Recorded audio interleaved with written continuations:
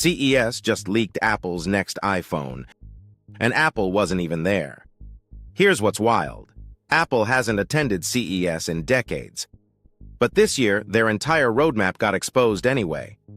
Not by a whistleblower, not by a supply chain leak, but by every other company at the show accidentally revealing what Apple's building next. Welcome to I2 Future. Most people won't catch this for another 6 months. But if you know where to look, the iPhone 17 is already here. Let's connect the dots. CES 2026 looked normal on the surface. Samsung showed phones, LG demoed displays, Qualcomm announced chips. But there was a pattern emerging across every major announcement. And that pattern is a blueprint for exactly what Apple's launching in September. Here's the evidence. Clue 1. Qualcomm's Snapdragon 8 Gen 4.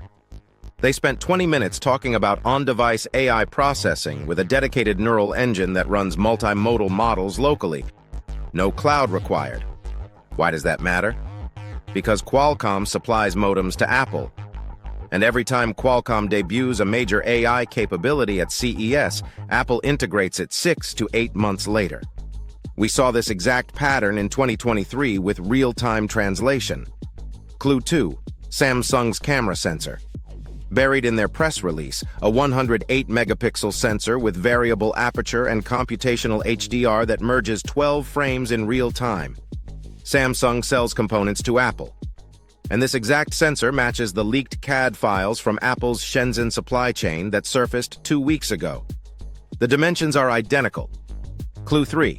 BOE's OLED panel. BOE is one of Apple's screen suppliers.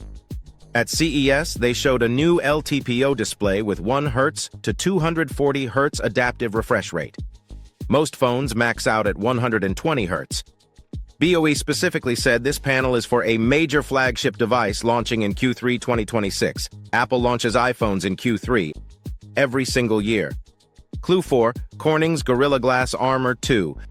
New ultra-durable glass with anti-reflective coating that reduces glare by 75% and has 4 times the scratch resistance. They didn't say who it's for. But Apple has used Corning's ceramic shield since iPhone 12. And every time Corning debuts new material at CES, it shows up on an iPhone within a year. Clue 5. The AI software layer. This is the big one.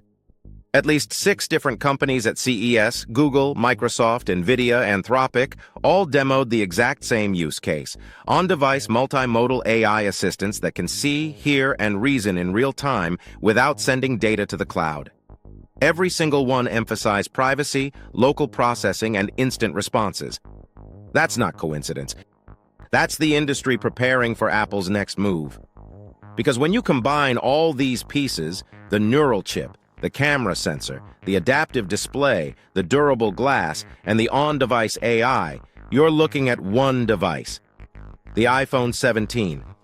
Based on what leaked at CES, here's what the iPhone 17 looks like.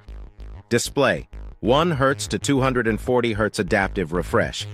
Smoother scrolling, better battery life, legitimately pro-level gaming. This is the display gamers have been begging for. Camera: 108-megapixel main sensor with variable aperture. That's DSLR territory. Low light performance, portrait mode, video stabilization, all of it jumps a generation. Processing: on-device multimodal AI. Imagine Siri, but it actually works. You show it your fridge, it suggests recipes. You point it at a document in another language, it translates instantly. You ask it to summarize your emails, it does, without sending anything to Apple's servers. This isn't Siri as a voice assistant. This is Siri as a visual AI agent. Battery: with that 1 Hz display and local AI processing, we're looking at 2-day battery life on normal use. Maybe more. Design: thinner bezels, titanium frame, Corning's new scratch-resistant glass front and back. None of this is speculation. Every single component was announced or demonstrated by an Apple supplier at CES 2026. The iPhone 17 didn't leak from Apple. It leaked from everyone around Apple. Here's why this matters beyond just a new phone. CES used to be where companies showed their own products. Now it's become a preview of Apple's roadmap. Because Apple doesn't innovate in a vacuum. They wait. They watch. They let other companies do the R&D, work out the bugs, prove the market. Then they integrate everything beautifully and dominate. On-device AI is the next platform shift. Not cloud AI, not chatbots. On-device, multimodal, privacy-first AI that runs locally on your hardware. Apple sees this, and they're positioning the iPhone 17 as the first true AI-native smartphone. Not a phone with AI features bolted on, but a phone built from the ground up for AI. That's the move.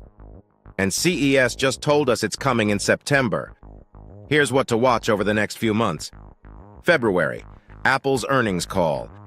Listen for mentions of on-device intelligence or local processing. That's code. March, supplier reports out of Asia. If production ramps on BOE's OLED panels or Samsung's 108MP sensors, that confirms the timeline. June, WWDC. Apple previews iOS 18. That's where we'll see the AI features powering iPhone 17. Multimodal Siri, visual search, real-time translation. It'll all get demoed here first. September, iPhone 17 launch. Based on what leaked at CES, it's going to redefine what a smartphone can do. This isn't incremental. This is generational. The future doesn't announce itself with a press release. It emerges quietly in fragments across signals most people ignore. CES wasn't about the products on stage. It was about the products those companies are building for someone else. At I2, Future, we don't wait for Apple to tell us what's next.